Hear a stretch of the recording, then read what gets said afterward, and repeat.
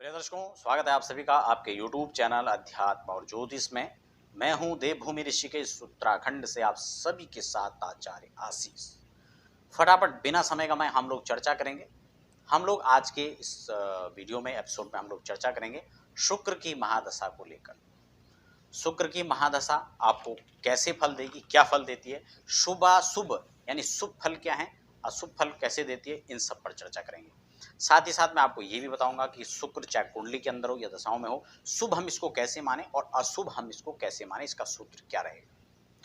इसी के साथ उपाय भी हम लोग यहाँ पर बताएंगे। यदि शुक्र ग्रह की शांति के लिए हमें उपाय चाहिए तो हमें क्या करना चाहिए। दर्शकों में फटाफट चर्चा शुरू करूं।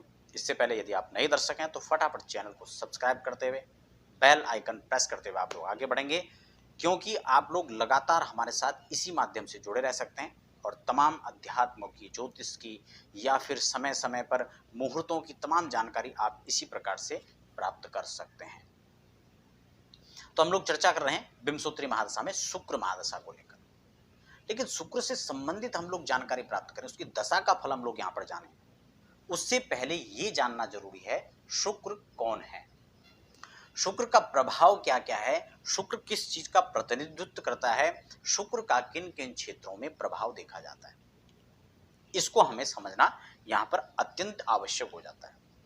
तो शुक्र को सबसे पहले तो हमें ज्ञान, प्रचुर मात्रा में शुक्र जो है ज्ञान के भंडार है, ज्ञान के दाता भी कह सकते हैं। जैसे देवगुरु बृहस्पति वो देवताओं के गुरु हैं, और खास बात ये कि दैत्य गुरु हैं लेकिन अपने आप में ज्ञानी है, संगीत प्रिय हैं, शास्त्रों के मर्मज्ञ हैं, उसका सार जानते हैं। और इसको रिप्रेजेंट शुक्र किस किस चीज को करता है, अस्तित्व कारक को करता है। सौंदर्य प्रसाधन की बात करें, हम ज्ञान विज्ञान की बात करें, विवाह के लिए, विद्या के लिए भी शुक्र और बृहस्पति दोनों को हम लोग देखते हैं। इसी के साथ साथ अगर बात करें सौंदर्य की या सौंदर्य प्रसाधन की, तो दोनों पर जो है शुक्र अपना होल्ड रखता है।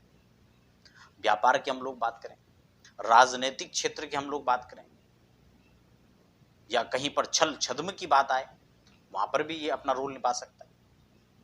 आपने देखा होगा जिस समय वामन बनकर के भगवान आए थे बलि के द्वार पर, उस समय भी दैत्य गुरु शुक्र ने यही कहा था कि जो है शिष्य अपने शिष्य को कहा था, बलि तुम्हें इस समय अपने वचन से डिग जाना चाहिए। कुछ स्थानों पर झूठ बोल सकते हैं, चर्चा लंबी है, मैं वहां पर नहीं पहुंचूंगा। कहने का मतलब कि वो समय अनुसार बाजी पलट सकते हैं। लेकिन इसके साथ साथ में जब शुक्र की शुभ दशा हमें मिलती है, कौन कौन सी वो स्थितियां हो सकती है। यहां पर परमोच्च गते शुक्रे सोचे स्वक्षेत्रज्ञ, यदि शुक्र स्वग्रही हो, उच्च राशि के बैठे हों और उच्च होकर के केंद्र और त्रिकोण में खासकर बैठ गए हों, मूल त्रिकोण में बैठ गए हों, तो ये शुभ यहां पर बृहस्पति शुक्र रहेगा और शुभ फल प्रदान शुक्र की महादशा में करेंगे।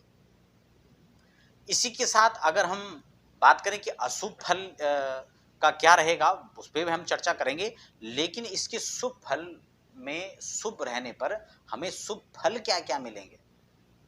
नृत्यादिक स्वेकम संप्राप्ति वाहन अंबर भूषणम, यहाँ पर हमें जो शुक्र अनुकूल रह करके फल देंगे, ऐसे व्यक्ति नृत्य कला आदि में उनकी रुचि होती है। अगर जन्मांक में बैठे हो, दशा चल रही हो, तो उस दशा के अंदर व्यक्ति का लगाव झुकाव कहीं ना कहीं संगीत की तरफ बनेगा, ज्योतिष की तरफ बनेगा, अध्यात्म की तरफ कहीं ना कहीं उसका लगाव बनेगा और कुछ ना कुछ नया रिसर्च करने के लिए उसको प्रेरित करेगा।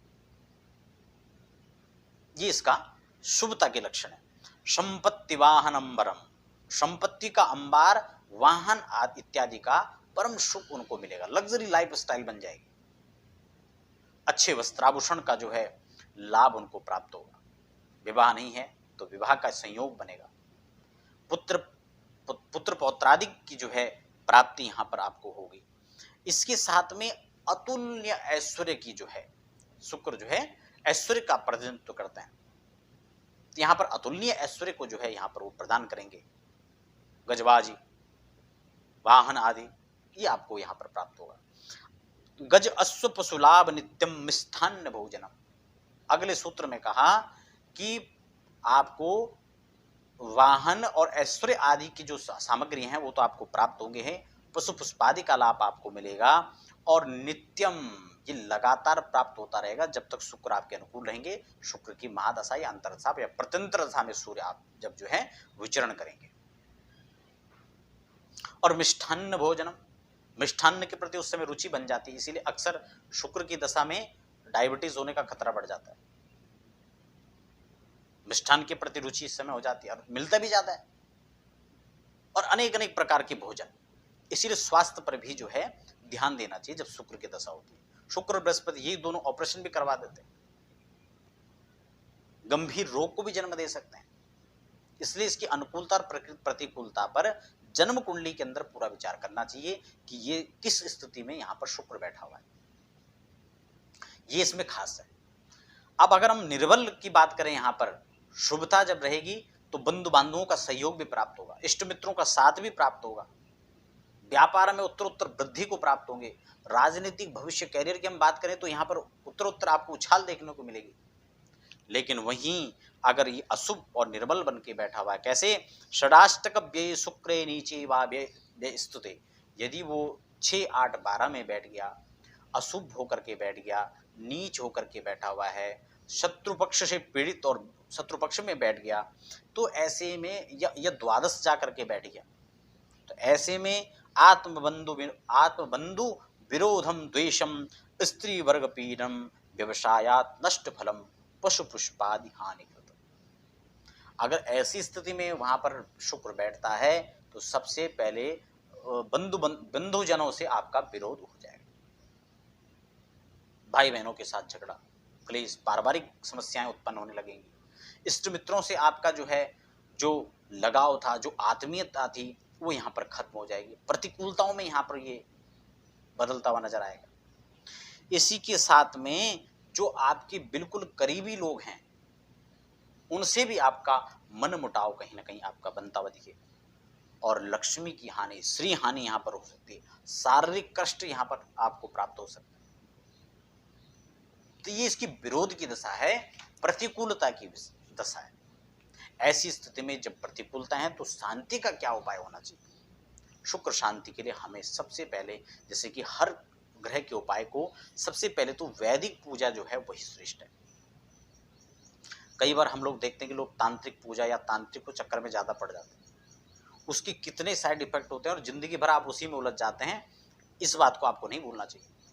बहुत सारे लोग ऐसे वहां से घूम करके आते हैं तो अपनी दशाओं को बताते हैं, अपनी व्यथा बताते हैं, तो बहुत अफसोस होता है कि तुम कहाँ खो गए थे भाई।